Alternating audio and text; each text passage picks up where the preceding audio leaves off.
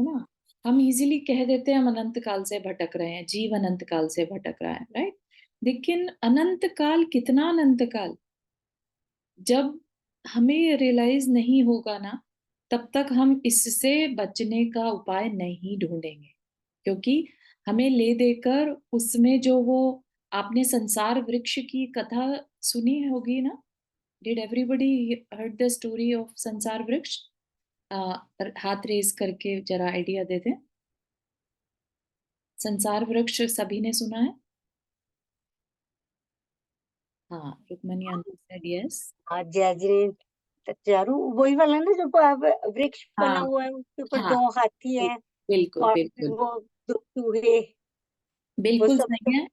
Detail बहुत। में इतना मुझे याद नहीं, लेकिन थोड़ा बहुत याद है। हाँ हाँ हाँ, बिल्कुल वही है। तो अपन स्टोरी में नहीं जाएंगे, लुक्स लाइक मोस्टली सबने सुनी है। तो इसमें क्या है, संसार वृक्ष का जो पिक्चर आता है, जो सब मंदिर में भी लगा रहता है, क्यों लगा रहता है? हमें अवेयरनेस दिलाने के लिए कि हमारी फिर से आयु को, दिन रात जो है हमारी कषाएं, हमें उस पेड़ को जिससे हम लटके हैं, शरीर है, उसको काट रहे हैं। दिन रात जो है हमारी आयु घट रही है, राइट। और हम इन चार गतियों में किसी एक में गिरने वाले हैं। मरने के बाद हमें कहीं ना कहीं तो जाना होगा, राइट। और हमें क्या है, ये परिवार और ये सब में मजा आ रहा है, मधु बिंदु जिसे कहते हैं, मुंह में टपक रहा है और हम उसको चाटे जा रहे हैं, ठीक है। और ये नहीं देख रहे कि हम अगर गिर गए, क्योंकि वृक्ष जो है, वृक्ष की जिस डाल से हम लटके हैं, वो चूहे कुतर रहे हैं। और वो जिन्होंने कुतर दिया, तो वो डाल टूटेगी और हम नीचे गिर जाएंगे। गुरु आते हैं बचाने के लिए कि आओ आओ मेरे साथ, मेरे विमान में आ जाओ, है ना। और जो लटका है पर्सन, वो कहता है नहीं नहीं रुको, अभी तो थोड़ा सा एक बिंदु और, थोड़ा सा मधुरस और ले लेने दो, है ना। इस तरह से बस वो मधु रस के, टेम्परेरी रस के चक्कर में अपने जीवन को नष्ट कर लेता है और गुरु चले जाते हैं। गुरु तो आए थे करुणा करके कि किसी तरह बचाऊं, बार बार बोलता है।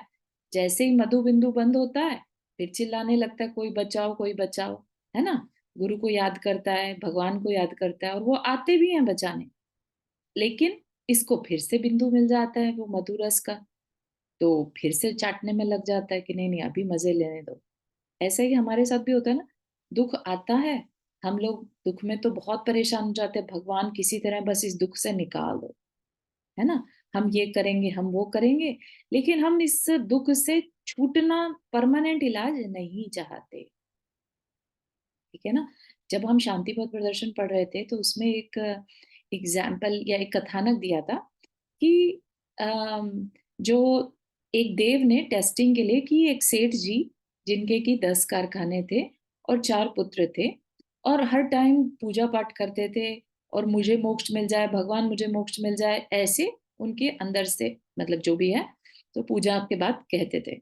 तो देव ने सोचा कि मैं इनकी परीक्षा लेता हूँ कि ये वाकई में पता, मतलब क्या कहते हैं इन्हें पता भी है। तो उन्होंने कहा चलो चेक करते हैं। गए उस सेठ के पास, बोले सेठ जी, आपको मोक्ष चाहिए ना, आप हमेशा मोक्ष मोक्ष की बात करते हैं, आपको मोक्ष चाहिए, मैं आज ही आपको मोक्ष दे सकता हूँ, लेकिन आपको उसके बदले अपने ये 10 कारखाने और चारों पुत्रों को छोड़ना होगा, ठीक है। अब जैसे ही सेठ को ये सुनाई दिया कि पैसा सब कुछ छूट जाएगा, बच्चे इतने मुश्किल से बड़े किए, मेरी सेवा करने लायक हुए, अब मैं इन्हें छोड़ दूं, तो एकदम से उनके मुंह से हाँ निकला ही नहीं, ठीक है ना। तो ये क्या है, ये तो एक कथा टाइप से हो गई, जिसे एक एग्जाम्पल टाइप का, जिसमें कि अगर हम अपने आप को रख कर देखें, तो क्या वाकई में हम भी इस तरह से रेडी हैं कि आज कोई आके कह दे कि तुम्हें मोक्ष चाहिए, मैं मोक्ष दिला देता हूँ, तुम अपना जो है ना ये परिवार और ये सब घर जो तुमने इकट्ठा किया है, सब कुछ छोड़ देना पड़ेगा अभी के अभी? Are we ready?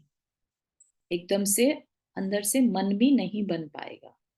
तो हम इतने भुलावे में जी रहे होते हैं इस संसार में। जैसे राजा, आई थिंक किसकी कहानी है, राजा कोई से राजा की कहानी है ना, जिनको की मरण होना था और अपने पुत्र को कहते हैं क्योंकि भविष्यवाणी हुई थी कि तुम मरकर कीड़े बनोगे, है ना। और वो राजा कहते हैं मैं मरकर कीड़ा बनने वाला हूँ, अपने पुत्र को कहते हैं कि तुम मुझे उस आ, मुझे बचा लेना, है ना। अब जैसे ही वो कीड़ा बने और वो विष्टा में जाकर छुपने लगे, क्योंकि पुत्र आ रहा था बचाने के लिए, उन्हें लगा ये मारने, ठीक है। तो अब वो विष्टा में घुसे जा रहे हैं, ठीक है ना। तो अब उन्हें उसी संसार में अच्छा लगने लगा। हर जीव का अपना अपना संसार, और उसे उसी संसार में, उसी एटमॉस्फेयर में वैसे ही एडजस्ट होके अपने मजा आने लगता है। बहुत बड़ी विडंबना है ये, ठीक है ना। उसी से निकालने के लिए आचार्य कुंद कुंद स्वामी ने 12 अणुपेक्षा लिखा। सबसे इंपॉर्टेंट है संसार अनुप्रेक्षा। एक तो हमने अभी तक तो जान लिया कि हम कौन हैं, राइट। लेकिन हम कौन हैं ये तो एक चीज हुई, लेकिन अब हम हैं कहाँ, राइट। हम हैं कहाँ, उसके दो आंसर हैं। एक तो हम कह दें हम लोक में हैं, राइट। और एक हम कह दें हम संसार में। हम संसारी जीव हैं और हम संसार में हैं। तो संसार में जब हम कहते हैं, हम किस अपेक्षा से कहते हैं, हम जन्म मरण की अपेक्षा से कहते हैं। हम अपने इंद्रियों की अपेक्षा कह सकते हैं। हम एक इंद्रिय, दो इंद्रिय, तीन इंद्रिय, चार पांच इंद्रिय जीवों की अपेक्षा कह सकते हैं कि हम आज मनुष्य हैं, पंचेंद्रिय हैं, है ना। और चाहें तो हम, दूसरा तरीका है, हम लोक में हैं। अब लोक में किधर है, तो वो अलग अनुप्रेक्षा दे दी उसके लिए, ठीक है ना। तो अभी हमें सिर्फ इस संसार का चिंतन करना है। ये संसार में कहीं भी सुख नहीं है, ये बात हमें बताने की कोशिश की जा रही है, ठीक है। तो हमें क्या कहा कि हम इस संसार में हमेशा से क्या कर रहे हैं, जन्म जरा मरण रोग और भय से भरा हुआ है ये संसार। ऐसा कोई जीव नहीं है जिसको एटलीस्ट जन्म और मरण ना करना पड़े, ठीक है ना। माना कि कुछ जीव जैसे उनको हो सकता है रोग ना होता हो, जैसे तिर्यंच है ना। ऐसे कोई तिर्यंच जैसे मक्खी मच्छर है, नहीं होता कोई रोग उनको, राइट, नहीं आता जरा उनको। लेकिन जन्म और मरण और भय, ये तीन चीजें तो मस्ट हैं, हर जीव को भुगतनी ही पड़ती हैं। जन्म है तो मरण भी है ना, और संसार है तो भय भी है। ये बाय डिफॉल्ट होता है हर जीव के साथ। अगर आपको याद हो, चार संज्ञाएं, आहार, भय, मैथुन, परिग्रह, ये जो संज्ञा है मतलब बाय डिफॉल्ट भावनाएं हर जीव के अंदर होती है, चाहे वो एकेंद्रिय हो चाहे पंचेंद्रिय। तो संसार में क्या करता है जीव, इन चार संज्ञाओं के वशीभूत, है ना। या तो अपना पेट भरेगा, आप किसी भी जीव को लगा लेना उसमें, राइट। या तो अपना पेट भरता है या कुछ कलेक्ट करता है। इवन एक छोटी सी चींटी भी है ना, वो अपना खाना लेकर जाती है कितनी मुश्किलों से, राइट। उसको भी परिग्रह का पता है कि कैसे परिग्रह करना है, राइट। फिर भय सबको होता है, और अपना जो रिप्रोडक्शन है वो भी सब जीव बाय डिफॉल्ट करते हैं, ठीक है ना, चाहे कोई भी प्रोसेस हो, ठीक है ना। तो इतना सब कुछ होते हुए भी, ये सब कुछ समझते हुए भी हम इस संसार में पंच परावर्तन में लगे रहते हैं, ठीक है ना। पंच परावर्तन की चर्चा कल शुरू हुई थी। हाँ, ऋचा जी कुछ कहना चाह रहे हैं। हाँ सॉरी गलत बटन दब गया। तो मैं पूछना चाह रही थी कि एक इंद्रिय जीव जो, सॉरी एक इंद्रिय भी नहीं, हम्म। हाँ मतलब एक इंद्रिय या निगोच जीव जो होते हैं, राइट, वो तो एक बार में, एक सांस में 18 बार जो मरते हैं, तो उनमें, स्पेशली निगोच जीव, तो उनमें आप कैसे बोलोगे कि, मतलब कैसे हम उनको समझें कि उनमें क्या परिग्रह हो रहा है, उनमें ये सब चीजें कहाँ हो रही हैं जो अभी हमने चार डिस्कस की। हाँ, उनकी उनका एक्सेप्शन मान सकते हैं निगोदिया जीव का, right. Because they are the सबसे छोटा, उनका ज्ञान में भी उनको सबसे छोटा माना जाता है। उनको हर एक चीज में सबसे लोएस्ट कैटेगरी मानी जाती है, और इसीलिए उनका जो जन्म और मरण का दुख है ना, वो ही उनके लिए सबसे बड़ा दुख का कारण है।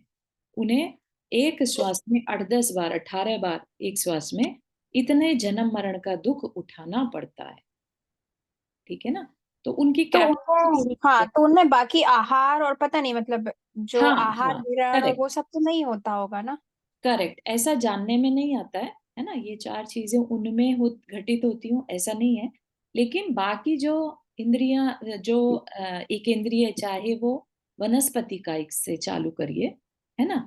इवन अपन पृथ्वी कायिक या वायु कायिक, जल कायिक, अग्नि कायिक, इनको छोड़ सकते हैं उस चीज से। ठीक है, लेकिन वनस्पति से लेकर, ठीक है, और अपने जो पंचेंद्रिय तक हैं, उनमें ये सब चारों चीजें देखी जाती। ठीक है। एक छोटा सा क्वेश्चन पूछू क्या, रिलेटेड है बट थोड़ा सा साइड का भी है कि ओके। एक इंद्रिय निगोदिया जीव जब इतनी जल्दी जल्दी मर रहे हैं, जी रहे हैं, राइट, तो हम्म। वो लोग कसाय कैसे बांधते हैं कि वो मतलब उनका कंटिन्यूस साइकिल में फंसे रहते हैं वो? हाँ, वो उनके कर्म का उदय वैसा चलता है, क्योंकि बिना नाम कर्म के उदय के कोई भी निगोदिया जीव में उत्पन्न नहीं होगा। ठीक है ना? तो उस अपेक्षा से, कर्म की अपेक्षा से ही वो अपने बस जन्म मरण करते हैं, उसमें जो थोड़ा बहुत वेरी स्लाइट जो दुख होता होगा, राइट, तो उससे वो कर्म बांधते होंगे। लेकिन अदरवाइज हर आत्मा जो है अपने विकारी स्वरूप में है, राइट, तो वो कर्म मल से जुड़ी हुई है। अब कितना है ये नहीं कह सकते, जैसे कि exceptions are always there. Bharat Chakravarti के 923 पुत्र कहते हैं कि निगोदिया जीव अनंत काल से निगोदिया में थे और मनुष्य बने और मोक्ष चले गए, राइट।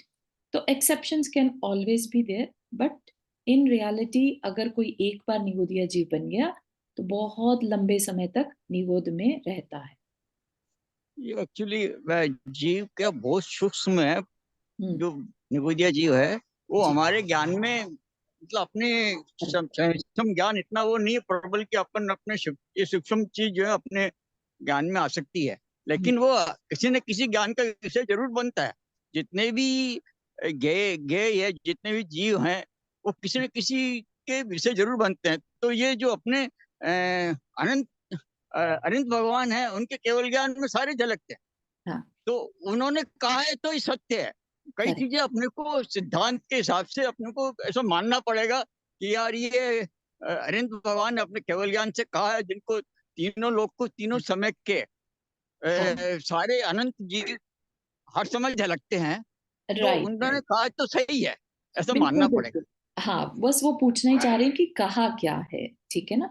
तो ये है कि यस, उनके जो जन्म और मरण होते रहते हैं, उससे भी उनको कर्म का बंध होता है, बहुत छोटा, बहुत कम होता है, क्योंकि उनकी कषाय बहुत मंद रहती है ना? क्योंकि नहीं, उन्हें कई नॉलेज। जीव होते हैं जो कि जन्मते ही नहीं है, उससे पहले मृत्यु हो जाती है। जैसे गर्भ में जीव मर गया हम्म। तो कई पर्याप्त अर्याप्त दो तरह के होते हैं, पर्याप्त जीव और पर्याप्त।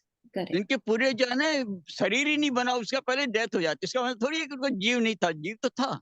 जीव भी था, और उसके साथ कर्म जो बंधे हैं ऑलरेडी, हाँ, वो वो भी भी साथ में थे, वो भी साथ में। काल बिल्कुल की सही है। तरह से वो नया जन्म ले लेता है।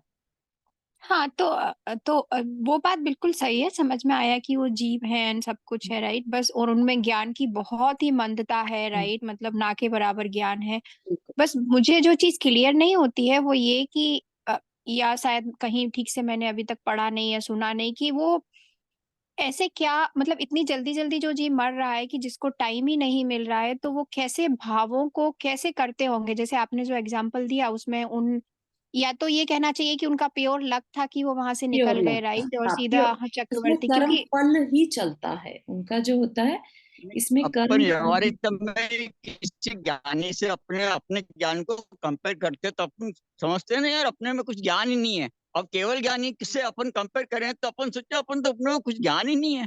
जिनको हर समय तीनों लोग के सारे जितने भी जो है पदार्थ वो झलक रहे हैं और देखने में आ रहे हैं, वो तीनों पर्याय और तीनों मतलब तीनों काल के। तो उसके हिसाब से अगर अपन कंपेयर करें तो अपने पास कोई ज्ञान है ही नहीं। इसी तरह से अपन समझ सकते हैं कि वो एक इंद्रिय जीव है, वो एकदम तुच्छ ज्ञान का है। तो उनको ज्ञान उतना ही होगा, इसमें क्या अपने से बहुत कम है, इसलिए अपन समझते हैं उसमें ज्ञान ही नहीं है। ऐसा नहीं है। हाँ, तो ठीक है, तो इसमें उनके प्रीवियस जो कर्म है उसके हिसाब से उनकी नेक्स्ट पर्याय जो भी है वो बन जाती है। ठीक है ना। चलिए, तो हमने कल देखा था द्रव्य अनुप्रेक्षा। हाँ, नंदा जी आपने हाथ रेज किया। हाँ, एक ये बस पूछना चाहती थी कि अगर कोई जीव निगोद में चला जाता है तो कम से कम कितना समय उसको वहां रहना पड़ता है? ये डिपेंड करता है एक्चुअली, अनंत काल भी रह सकता है। ठीक है, उसका किस तरह का नामकर्म का उदय है उस पे डिपेंड करता है, काफी लंबे समय तक। ये निगोदिया जीव हमारे चारों तरफ भी हैं, मतलब इसमें, या सिर्फ मतलब जो ये एक शेप देखते हैं जो आदमी जो वे खड़ा लोग, हाँ, आउटर साइड में ही है सिर्फ? correct, सब जगह है, इवन हमारी बॉडी में भी बहुत अनंत निगोदिया जीव हैं। अच्छा। एवरीवेयर, एवरीवेयर पूरा लोग ठसा उसको ठस भरा है। अपन ऐसा आपने बताया था पहले, हम्म, ध्यान आ गया। Thank you. ठीक। चलिए, तो हमने ऐसा कल भी कह देखा। सकते हैं जैसे कि वो होते हैं ना, कहते हैं क्या। आपकी आवाज क्लियर नहीं आ रही है। हाँ, तो नहीं, मैं कह रहा था कि उसको ऐसे ले सकते हैं कि नवोदिया से कितने जीव मतलब कम निकलते हैं, कितने टाइम रहते हैं। तो जो अ, भुट्टे के होते हैं ना, वो क्या कहते हैं उसको। भुट्टे के दाने, हाँ। हाँ, दाने, उसका वो जो अ, अ, बनाते हैं, क्या कहते हैं। तो हाँ हाँ हाँ, बहुत उससे उछल कर बाहर आ जाते हैं, तो इसी तरह से। बट वो अंकल डिफरेंट चीज हो जाएगी कि वो हाँ, कितने। उसमें से जो हजारों होते हैं, उसमें से एक जो ऐड रही है निगोद में, क्या जीव हैं, और उसकी किसकी पॉसिबिलिटी बनती, किसकी योग्यता, वो निकलता निगोद से बस। राइट, राइट, सही है। चलिए, अब हमने क्या देखा था, द्रव्य परिवर्तन। द्रव्य का मतलब हो गया पुद्गल। ठीक है, पुद्गल से यहाँ पर क्या मतलब, जिससे हमारा ये शरीर बना है ना। हमारा शरीर पुद्गल से बना है। तो पुद्गल परावर्तन का स्वरूप देखा था हमने कि इस जीव ने समस्त पुद्गल, जितने भी ठसाठस भरे हुए पुद्गल हैं इस लोक में, उन सब से अपना शरीर बना बना कर छोड़ दिया। और जब इसका सेम पुद्गलों से सेम शरीर बन जाए, तब कहा जाएगा कि इसका पुद्गल परावर्तन, एक पुद्गल परावर्तन कंप्लीट हुआ। और ऐसे अनंत पुद्गल परावर्तन हम कर चुके हैं। ठीक है, तो इतना लंबा समय लगा होगा सारे पुद्गलों को अनंत बार भोग कर छोड़ देने में। राइट, और ये तो सबसे छोटा परावर्तन है। इसके बाद आप, आज हम क्षेत्र परावर्तन को देखेंगे। ठीक है, क्षेत्र परावर्तन क्या कहते हैं। सवमिलोय खेते कमसो तमणत्थिजं न uppणनम् उग्गाहणेन बहुसो परिभमिदो खेत संसारे। क्या कह रहे हैं, सवमहि लोय खेते। सवमहि समस्त, लोय लोक, खेते रूपी, है ना। खेते क्षेत्र, सॉरी, खेते मतलब क्षेत्र। तो समस्त लोक रूपी क्षेत्र में कमसो तम णत्थि जन न uppणम। uppण मतलब उत्पन्न होना, णत्थि है ना। जम जहां, ण नहीं, है ना। कमसो मतलब क्रम से, जहां यह कौन उत्पन्न नहीं हुआ, तो वो जीव के बाद चल रही है। राइट, तो ऐसा कोई भी स्थान नहीं है जहां यह जीव क्रम से उत्पन्न ना हुआ हो। ठीक, उग्गहणेन बहुसो, उग्ग, उग्गहणेन मतलब उगाहना। राइट, अवगाहना, बहुसो मतलब सारी की सारी, समस्त अवगाहनाओं के द्वारा परिभ्रमिदो, भ्रमण करता है, परिभ्रमण करता है। खेत, खेत मतलब क्षेत्र, क्षेत्र संसारे। संसार 5 प्रकार का बता दिया पहले। द्रव्य संसार मतलब जहां पर हमारा बॉडी चेंज हो रहा है। राइट, अब किसका है परावर्तन, क्षेत्र परावर्तन। तो इसमें दो तरह से लेना होगा हमें। आप देखिएगा, एक है हमारा स्व क्षेत्र और एक पर क्षेत्र। ठीक है, तो स्व क्षेत्र क्या है? अवगाहन रूपी, जैसे अभी हम हैं, हमारी कुछ हाइट है, राइट? ऐसे ही सबसे सूक्ष्म जो अभी हमने चर्चा की है ना, निगोदिया जीव, और निगोदिया जीव का रूप, उसके अवगाहना करते करते एक एक प्रदेश बढ़ाते बढ़ाते, ठीक, और हमने स्वयंभू रमण समुद्र में रहने वाला जो सबसे बड़ा अवगाहना वाला जीव है, स्वयंभू रमण में जो है ना, मत्स्य, तो उसकी अवगाहना तक जब हम पहुंच जाते हैं, दैट इज स्व क्षेत्र परावर्तन। ठीक है, तो आप ईच एंड एवरी साइज के जीव बन चुके हैं, ये कहना चाह रहे हैं यहाँ पर।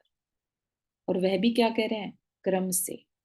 तो पहले जितना साइज है उसमें सिर्फ एक प्रदेश ऐड होगा, अगर बहुत सारे प्रदेश ऐड हो गए तो उसको काउंट नहीं करेंगे। ठीक है, तो चारू एक एक बार ये दोबारा समझाओगे कि मत्स्य के क्या बताया तुमने कि हाँ सॉरी, मत्स्य आई फॉरगॉट टू जितना मेंशन कि मत्स्य की हाइट कितनी है? 1000 योजन। ठीक है, हम्म, 1 योजन बराबर में 12 किलोमीटर, तो 12,000 किलोमीटर, यानी कि एक पूरी जो अभी हम पृथ्वी जिसे कहते हैं ना, उसका अगर हम देखते हैं, जब हम इंडिया जाते हैं, that is about 10,000 mile something, right? तो इतनी बड़ी अवगाहना वाला वो मत्स्य स्वयंभू रमण समुद्र में रहता है, राइट? और हम इस क्षेत्र परावर्तन, स्व क्षेत्र परावर्तन में उस अवगाहना को भी अनेक बार धारण कर चुके हैं। तो स्व क्षेत्र थैंक परावर्तन में हम क्या करते हैं? निगोदिया जीव से लेकर एक एक प्रदेश बढ़ाते हुए, और 12,000 किलोमीटर में आप सोच सकते हैं कितने प्रदेश हो जाते होंगे। प्रदेश क्या होता है? जितने में एक परमाणु स्थान घेरता है वह प्रदेश है, राइट? ऐसे एक एक प्रदेश बढ़ते बढ़ते हमने वो सारी अवगाहनाओं, सारी हाइट्स को के रूप में जन्म ले रखा है। तो ये तो हो गया तो स्वच्छ। चारू जैसे हमारा शरीर है तो इसमें भी बहुत वो हुई अवगाहना ली हुई परमाणु। हाँ जी, बिल्कुल सही है। हमारे शरीर में भी हमने अनंत असंख्यात परमाणुओं को, प्रदेशों को ले रखा है ना? ठीक है, ओके, थैंक यू। हाँ, और साथ ही साथ पर क्षेत्र की जब हम चर्चा करें तो क्या कह रहे हैं? समस्त लोक रूपी क्षेत्र में ऐसा कोई स्थान नहीं जहां यह क्रम से उत्पन्न ना हुआ हो। तो सबको लोक का वो चित्र याद है, राइट? जिसमें ऊपर में जो है वैमानिक देव रहते हैं, सबसे ऊपर से जिला है, राइट? बीच में मध्य लोक और नीचे अधोलोक, दैट इज लोक, राइट? तो उस समस्त लोक में ऐसा कोई भी क्षेत्र या स्थान नहीं है जहां यह क्रम से उत्पन्न ना हुआ। बहुत ही, मतलब आप सुनेंगे तो कैसे, देखिए, आपकी एक अवगाहना है, आप बहुत छोटे हैं, लेट्स से, है ना, और आपने एक जगह पर उत्पन्न हुए, उसी अवगाहना में दूसरे क्षेत्र में, लाइक एक प्रदेश बढ़ा दें तो उतने प्रदेश में तुमने जन्म लिया और मरण किया, फिर अगला प्रदेश, क्योंकि यहाँ पर वर्ड यूज किया क्रम से, ठीक है? तो उसमें अगर वह जीव कहीं और जाके पैदा हो गया हो तो उसको काउंट नहीं करते। Bye counting centre of the लोक विच इज जो जम्बू द्वीप है, सुमेरु पर्वत के नीचे का जो एरिया है, राइट? वहां पर जो बेस है उसका, राइट, सुमेरु पर्वत का, वो सेंटर कहते हैं, लोक का सेंटर है, राइट? तो वहां से शुरू करके निगोदिया जीव या एक इंद्रिय जीव से एक एक प्रदेश बढ़ाते हुए पूरे लोक में, राइट, और हर अवगाहना के साथ इस जीव ने जन्म लिया है और मरण किया है, और वो भी क्रम से। अगर कोई सोचिए, अगर कोई मध्य लोक में उत्पन्न हो गया और उसके बाद देवलोक में, तो उसको यहाँ पर काउंट नहीं करेंगे, मतलब एटलीस्ट क्षेत्र परावर्तन में काउंट नहीं करेंगे। कब तक काउंट करेंगे? अगर वो क्रम से, उसका क्रम नहीं टूटना चाहिए, ठीक है ना? तो ये हमारा अभी हमने देखा था कौन सा? पुद्गल, द्रव्य परावर्तन। अब हम देख रहे हैं क्षेत्र परावर्तन। ठीक है, हमने सारी समस्त अवगाहनाओं को अनेक बार धारण करके छोड़ रखा है, राइट? और चारू पूरे एक बात रूप में पूछूं, हम्म, जैसे वो जो मनुष्य का आकार बना के देते हैं ना कि इसमें सारा कुछ बना हुआ है, आकाश और हम्म, तो जो उसके जो बाहर जो होते हैं उसमें भी ये जीव होते हैं, ये निगोरिया जीव वगैरह, ये नहीं, हम इसके बाहर मान सिर्फ आकाश होता है। ओके, हाँ, तो उसमें निगोरिया जीव नहीं होते, कोई भी जीव नहीं होते। लेकिन अगर आप त्रस नाड़ी के बाहर पूछ रहे हैं, लोग हाँ के त्रस, बाहर है, हाँ तो हाँ सिर्फ हाँ, आकाश है। लेकिन त्रस नाड़ी के बाहर निगोदिया जीव होते हैं। नहीं वो मैं तो आकाश जो पूरा वो मनुष्य का बना होता है उसके बाहर वाले हिस्से में उसी पूछ के रही बाहर कुछ नहीं रहता, हूँ। हाँ सिर्फ ठीक है, आकाश है। आकाश है, ठीक है, हाँ, थैंक यू। नंदा जी आपने हाथ रेस किया। हाँ, मैं ये क्रम का मतलब नहीं समझ पा रही हूँ कि जैसे अभी हम 5 इंद्रिय हैं और हमारे जितने भी परमाणु से हमारा ये शरीर बना है, हम्म, तो हम अगर सपोज नेक्स्ट जन्म पे हमें मनुष्य जन्म लेना है, तो क्या हम और मतलब दूसरे लोक में जाके बड़े साइज के हो जाएंगे? क्या मतलब है इसका? नहीं, ज्यादा पर परमाणुओं वाले बन जाएंगे हम? यहाँ पर क्या कह रहे हैं कि जहां पर अभी हम हैं उससे अगले घर में लेट से हम जन्म लें, ठीक है? मतलब कि सेम प्लेस, उसके नेक्स्ट प्लेस पर, क्रम से उसके नेक्स्ट प्लेस पर हमने जन्म लिया हो, तो वो यहाँ पर क्षेत्र परावर्तन में काउंट होगा। और वो कब होगा? No one knows, right? वो तो तभी पॉसिबल होगा ना जब द्रव्य परावर्तन होगा, राइट? तो इसीलिए ऐसा कहते हैं कि जितने में क्षेत्र परावर्तन होता है उतने में अनंत द्रव्य परावर्तन घटित हो चुके होते हैं। इतना लंबा समय क्षेत्र परावर्तन का है, ठीक है? तो एक जगह से लेके दूसरी जगह पर क्रम से उत्पन्न होना, ऐसा नहीं कि एक अमेरिका में हो गया तो अब नेक्स्ट जन्म जो है कहीं विदेश क्षेत्र में, उसको नहीं काउंट करें, ठीक है? तो अमेरिका के ही सेम रोड पर, सेम जगह पर नेक्स्ट उसके, तब उसको काउंट किया जाएगा। नेक्स्ट। मतलब अभी हम यहाँ पर हैं हाँ। अगर, और यहाँ पर हमारी मृत्यु होती है, हम्म, और हम जब पूरा चक्कर लगा के दोबारा मतलब सारे और योनियों में जाके जब यहाँ आएंगे, उसको क्षेत्र परावर्तन बिल्कुल मतलब? सही, बिल्कुल सही है, उसको काउंट करेंगे। अदरवाइज जो बीच में आ गई पर्याय हमारी, उनको काउंट ही नहीं करेंगे, ठीक है? इसलिए वर्ड यूज किया क्रम से।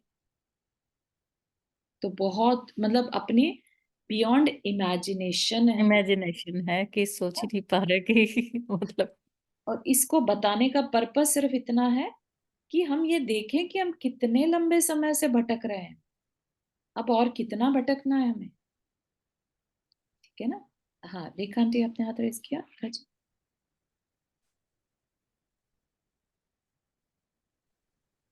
चारू आज ध्यान नहीं होगा क्या? हाँ, ध्यान होगा, बिल्कुल होगा। एक्चुअली अब कर लेते हैं। हाँ, तो एक क्रम से, एक एक्सप्लेन थोड़ा, क्रम से मीन्स के कैसे हो? क्रम से मतलब एक के बाद अगला क्षेत्र, एक प्रदेश और बढ़ जाए, इतना कम डिस्टेंस रहे उसमें, एक क्षेत्र बढ़ जाए, ओके ओके। ऐसा बिल्कुल लगता हुआ क्षेत्र हो तब, ठीक। चारू ये जरा समझ कम आ रहा है, हाँ, तो इसको हाँ, मैं हम और फिर ध्यान से करने कर कर लो, लेंगे। लेकिन इसको नेक्स्ट सेशन में फिर यस दोबारा यस, करना, क्योंकि बिल्कुल कुछ अब बिल्कुल नहीं ध्यान समझ में आया हमें प्रॉपरली भी। आया नहीं समझ इसको।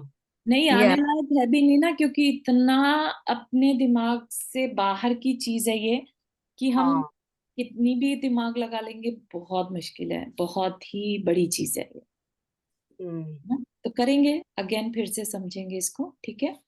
ठीक है। Thank you so much. ध्यान के लिए रेडी हो जाए, अपना मानस बना लें ध्यान के लिए, अपने आप को व्यवस्थित कर लें।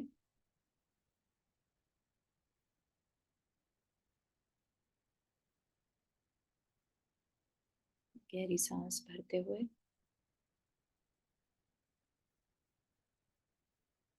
लोक के नक्शे को अपने सामने ले आए। ये लोक का नक्शे में ऊपर के हिस्से में वैमानिक देव हैं, बीच में मध्य लोक में मनुष्य और तिर्यंच रहते हैं, और नीचे में नारकी, और पूरा जो त्रस नाड़ी है जहाँ त्रस जीव रहते हैं वह भी पूरी तरह से निगोदिया जीवों से भरी। उसी त्रस नाड़ी में मैं भी कहीं हूँ। पता चला इस जम्बू द्वीप के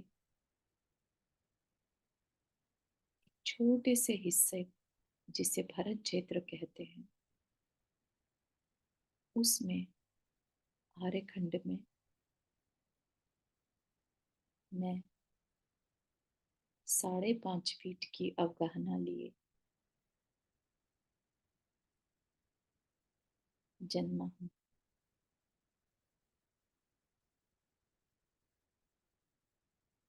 जानने में आया कि मैंने हर एक शरीर को धारण करके छोड़ रखा है। इसी जम्बू द्वीप के कुछ हिस्सों में जो भोग भूमि है वहाँ बहुत ऊंची ऊंची काया वाले जो मनुष्य हैं, तिर्यंच हैं, वह मैं बन चुका हूँ। विदेह क्षेत्र में बड़ी बड़ी काया वाले 3-3 हजार फीट के मनुष्य हैं, वह भी मैं बन चुका हूँ। जम्बू द्वीप के बाहर जो लवण समुद्र है उसमें भी मैंने हर काय को धारण किया। मैं अग्नि कायिक भी बन गया, जल कायिक बना, वायु कायिक। मैंने निगोदिया बंजीव बनकर बहुत लंबे समय तक अज्ञानता में जीवन जिया, अनंत काल निगोदिया जीव में बिता दिया। फिर किसी तरह से मुझे वनस्पति कायिक, जल कायिक, पृथ्वी कायिक, अग्नि कायिक, वायु कायिक बनने का मौका मिला। लेकिन यह क्या, उसमें भी मुझे भय को देखना पड़ा। बहुत भय रहा, अपने को बचा नहीं पाया और जन्म मरण के दुख को देखता रहा, महसूस करता। इसी तरह से 2 इंद्रिय जीव बना, भिन्न भिन्न क्षेत्रों में।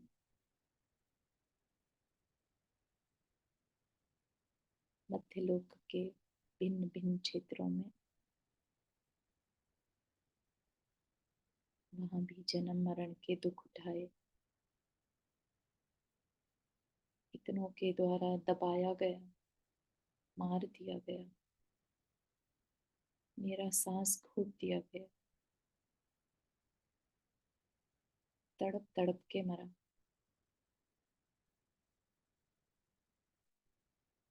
फिर इतने दुख उठाकर किसी तरह 3 इंद्रिय जीव बना, और वहां भी ज्ञान नहीं होने से बस 4 प्रकार की संज्ञाओं में ही जीवन बिता दिया और जन्म लिया, मरण किया, भय के साथ पूरा जीवन बिता दिया कि कहीं कोई मुझे मार न दे। मुझे मरना नहीं था, लेकिन मरना पड़ा। किसी के द्वारा दबा दिया गया, कुचल दिया गया, या मेरे प्राण बहुत तेज हवा, अग्नि, वायु, जल से मुझसे अलग हो गए। वह शरीर भी मैंने छोड़ दिया। फिर मैं 4 इंद्रिय जीव बन गया।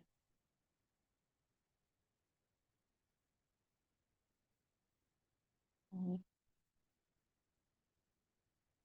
वहां भी मैंने वैसे ही दुख देखे और करते करते पंच इंद्रिय बना। संगी पंचेंद्रिय। अब मेरे पास मन है, लेकिन मैं तिर्यंच हूँ।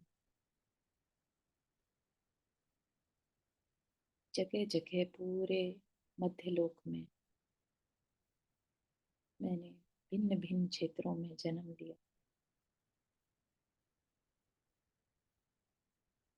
दुख उठाए। दूसरे जानवरों को या तो मैंने मार कर खाया या किसी ने मुझे खा लिया। बहुत तरह की पीड़ाएं उठाई, बारिश की, गर्मी की, प्यास की,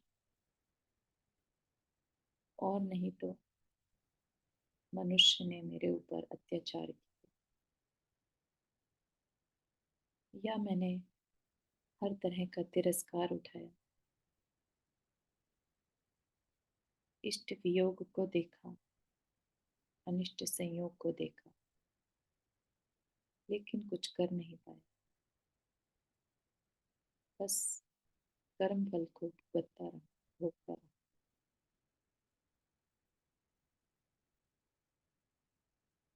अनंत काल में यहाँ तक पहुंचा।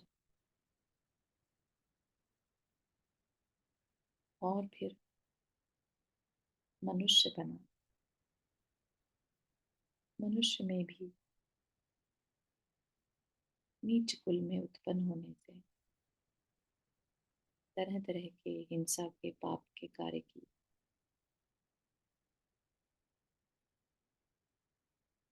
ज्ञान होते हुए भी ज्ञान का उपयोग नहीं किया।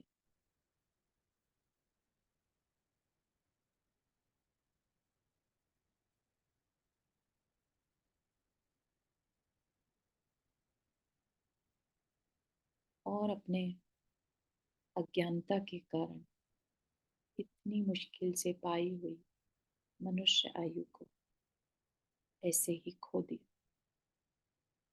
और वापस से निगोद में पहुंच गया, एक इंद्रिय जीव में पहुंच गया। अब फिर से वही यात्रा करनी होगी। अब न जाने कब दोबारा यह मनुष्य आयु मिलेगी। अनंत काल भी लग सकता है। फिर से उस अनंत काल में पूरा जीवन बिताना होगा, दुखों को सहना होगा। और ये तो सिर्फ तिर्यंच है, मनुष्य है। इसके अलावा बीच बीच में जो मुझसे पाप हुए, उसके कारण नरक में भी जाने को मिला। वहां भी दुख उठाए। अब फिर से वही यात्रा करनी होगी। नरक भी जाना होगा। कभी पुण्य से स्वर्ग के सुख भी उठाए, लेकिन फिर से एक इंद्रिय में जाना पड़ा। और ये साइकिल मेरे साथ कंटिन्यूअसली चलता चला जा रहा है। अभी ये उच्च कुल का मनुष्य जीवन मिला है, पता नहीं किस पुण्य से। अब अज्ञानता से इसको नहीं गवाना, क्योंकि ये चला गया तो फिर से अनंत काल बीत जाएगा इसको वापस पाने में। पता नहीं कहाँ कहाँ जन्म लेना पड़ेगा।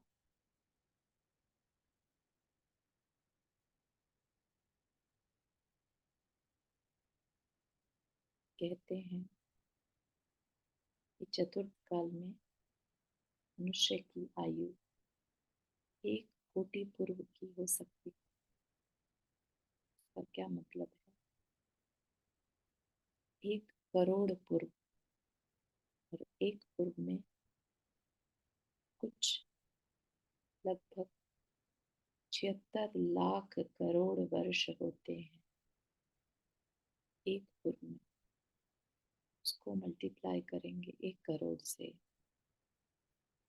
इतने लंबे समय तक भी मैं अटक सकता हूँ इस संसार में, मिथ्या दृष्टि बन के अज्ञानता के साथ। यह तो सिर्फ एक जन्म की बात है। ऐसे ऐसे अनंत जन्म मैंने पता नहीं कितनी बार करके छोड़े। नरकों में तो सागरों की आयु मिलती है, ये तो कोटि पुरुष की आयु की बात है। उन सागरों की आयु की तो कोई कल्पना भी नहीं।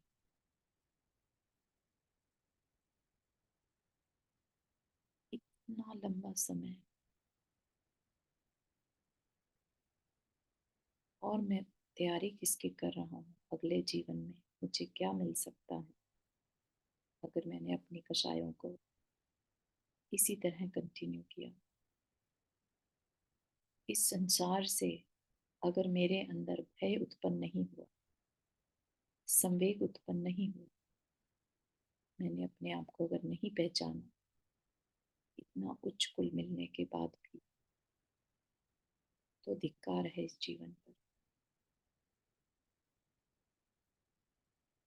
मेरा यह जीवन व्यर्थ है।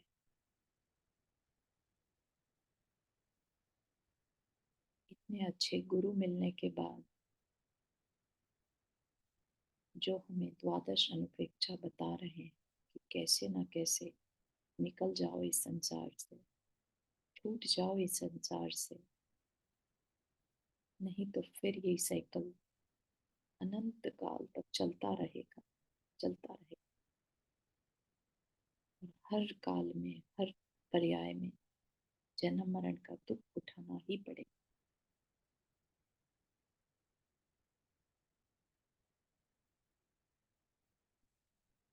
नहीं नहीं, मुझे नहीं रहना इस संसार में।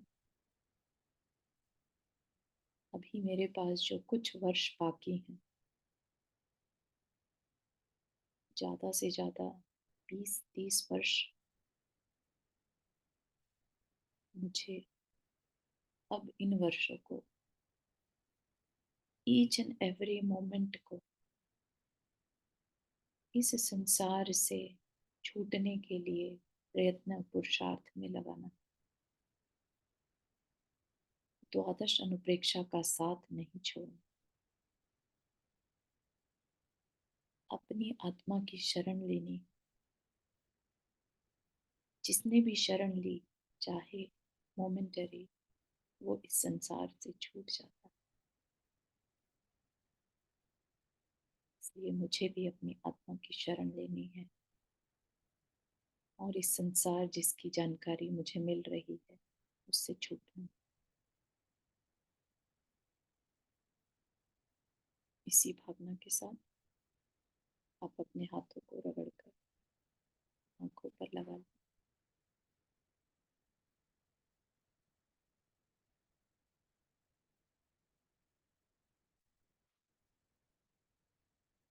अपनी अवेयरनेस को इस रूम पर ले आए, वापस ले आए। आंखें खोल सकते हैं।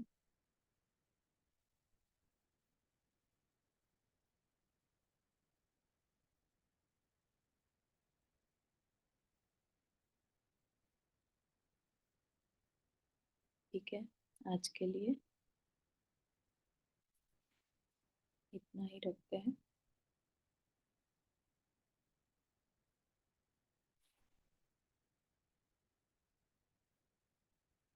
कुछ भाव बन पाए।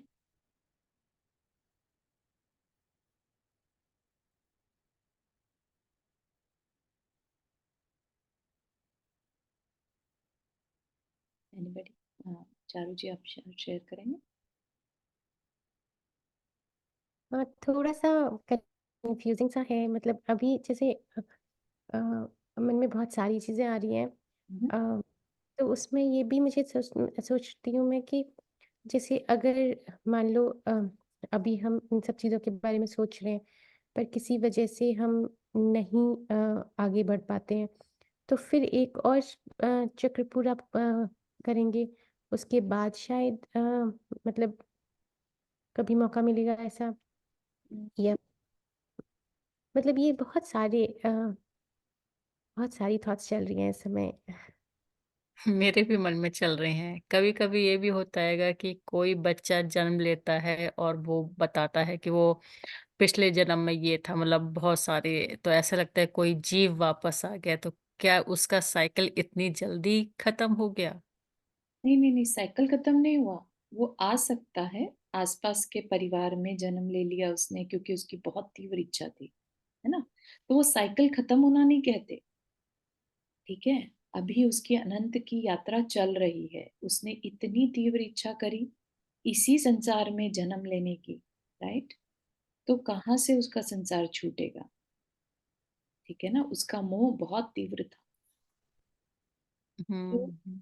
हाँ, तो इसलिए। और रही बात जो चारू जी ने पूछा कि अगर ये हमें क्लैरिटी नहीं हुई तो क्या हम वापस से इस संसार में भटक जाएंगे क्या?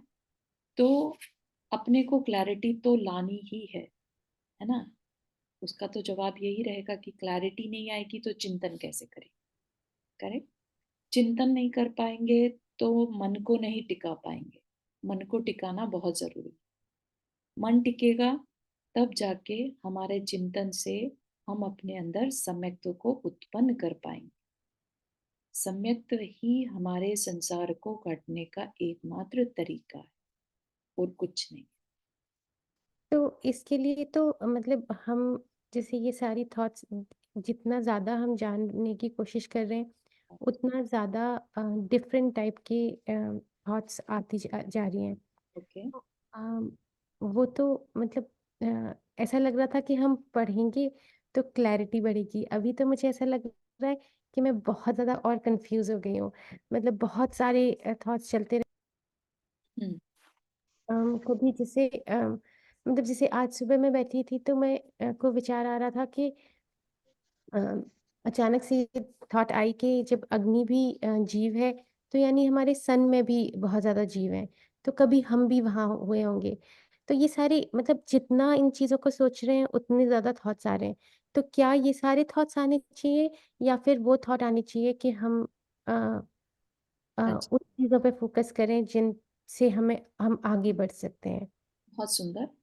तो आपका जो थॉट आया, कुछ भी आए, डजेंट मैटर, लेकिन अगर वो अपने जीव आत्मा के बारे में आया, ठीक है ना, आपने सूरज की तरफ देखा और आपको वहां पर गर्मी के जो भी है किरणें दिखाई दी, आपको लगा हम वहां भी कभी जन्मे होंगे, है ना?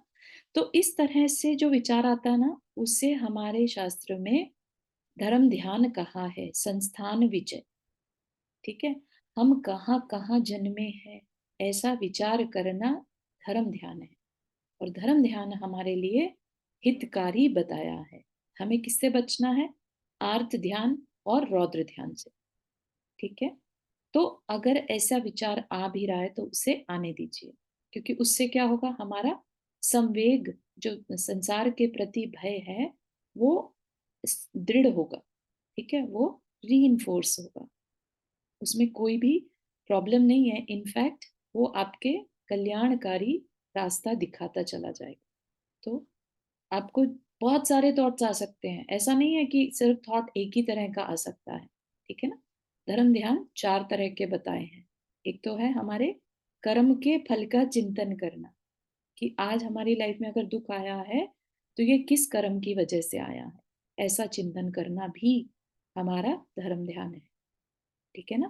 फिर अपाय विचय, कि दूसरे का दुख मैं कैसे दूर करूं, ठीक है, क्या उपाय करूं उसके लिए, तो अपाय विचय। ठीक।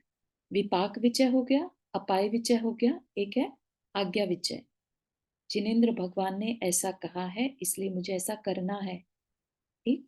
वो आज्ञा विचय, विचय मतलब विचार करना। ठीक है ना। धर्म ध्यान और कुछ नहीं है, हमारे दिन भर में किस तरह के थॉट्स चलते हैं वो डिसाइड करते हैं कि हम आर्त ध्यान कर रहे हैं या हम धर्म ध्यान कर रहे हैं। ठीक है। तो अब इतना सब कुछ जानने के बाद आपके जो विचार चले, जो आपको सुबह थॉट आया, दैट इज अंडर धर्म ध्यान संस्थान विजय। ठीक है, कि हम कहाँ कहाँ नहीं जन्म ले चुके, तो इसको आने दीजिए। मेक सेंस चारू जी? हाँ, मेक सेंस, राइट। हाँ, राइट। मतलब आई थिंक धीरे धीरे एब्जॉर्ब हो रही हैं बातें, लेकिन रिलेट करना थोड़ा सा अभी उतना इजी नहीं है। और थोड़ा सा हाँ, अभी पढ़ेंगे तो अनुप्रेक्षा काफी सारी बची हैं, है ना।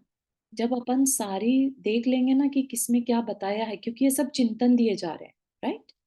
इतनी तरह का चिंतन है, क्या आपको सारे चिंतन करने हैं? नहीं, लेकिन संसार की वास्तविकता बताई जा रही है। तो अगर हम उससे अवेयर होंगे तो कल को हम संसार को उस दृष्टि से देख पाएंगे। ठीक है ना।